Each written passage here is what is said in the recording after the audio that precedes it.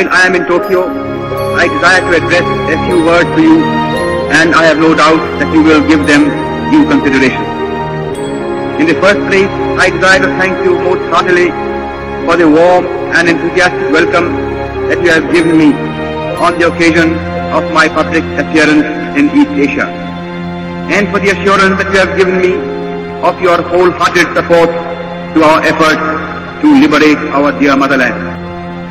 Since the outbreak of the war in Europe and in East Asia, I have been saying repeatedly that we, the Indian people, could not have wished or even dreamt of a better combination of circumstances for helping us to achieve our liberty. Both the Axis powers and Japan in particular are prepared to help us at any time, and have been actually doing so already. The task of liberating India is ours and ours alone. That responsibility we shall not cast on anybody else, because that would be against our national honor. The enemy is ruthless and desperate, and he is armed to the teeth. If therefore we want to expel British power from India, we have to fight the enemy with his own weapons.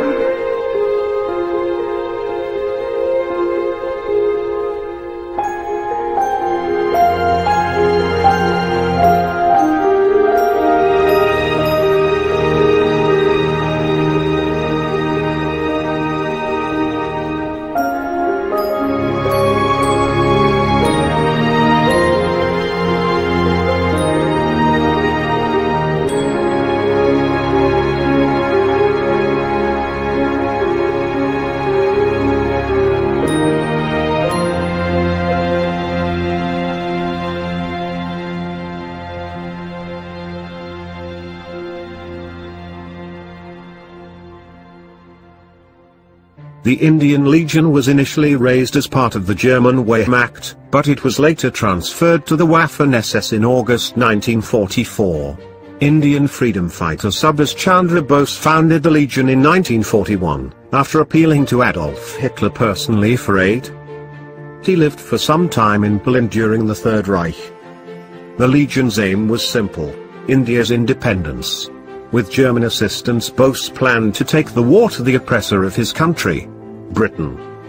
Bose made his courageous dream a reality until his untimely death in August of 1945. He lived to be 48 years old. Here's a rare photograph of Chandra Bose and Captain Werner Musenberg on the deck of submarine U-180. In February 1943, Chandra Bose, on the right, traveled to Japan to continue his fight for India's independence.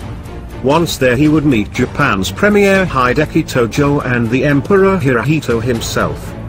The cargo of U-boat 180 was also very significant. It contained samples of various German weapons and machine parts, a sample of quinine for future shipments to Japan. Quinine is a drug used to treat malaria and was badly needed for Japan's tropical war in the Pacific. Blueprints for jet engines and V-1 and V-2 rockets, as well as other items for Japanese technical evaluation. Here's Chandra Bose's farewell message to U-boat 180. For a civilian, life in general within a U-boat is not very comfortable. However, I cannot claim this myself. The commander, the officers and the entire crew not only spoiled me throughout the voyage, but turned it into a happy experience. From the first time I came aboard, I wondered how I would endure this long time within such cramped circumstances. Now the time of parting comes, and it is no exaggeration to confess that I have the feeling that I am leaving a comfortable home with a heavy heart. Also, nature was merciful to us and we could absorb and admire some unforgettable beauties of the sea and sky during the trip. We give our wholehearted thanks to the officers and men, in particular the Commandant, for always showing us friendship and being helpful during the whole trip. We wish the boat U-180 a happy and proud homecoming into her base, decorated with victory pennants and garlands. The sun and the stars may bear witness to the strikes that this boat will deliver to our common enemy. When we have succeeded in striking England in the distant Far Eastern Front, then we will always think back with joy to this trip on U-180, that leads us to victory and to freedom. Signed, Subhas Chandra Bose. April 26, 1943.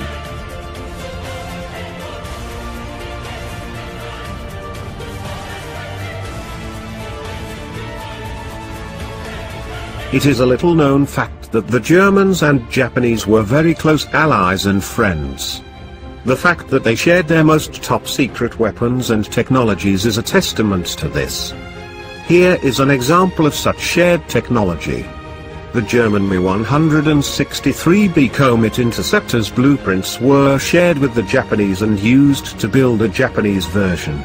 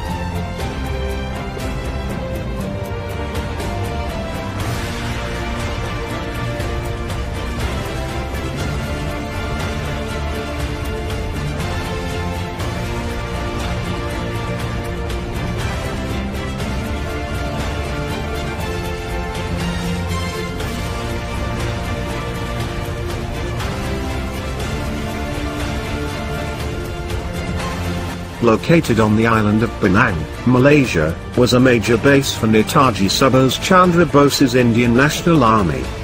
In 1942, it is believed to have been occupied by up to 10,000 men, which had joined the Axis Corps.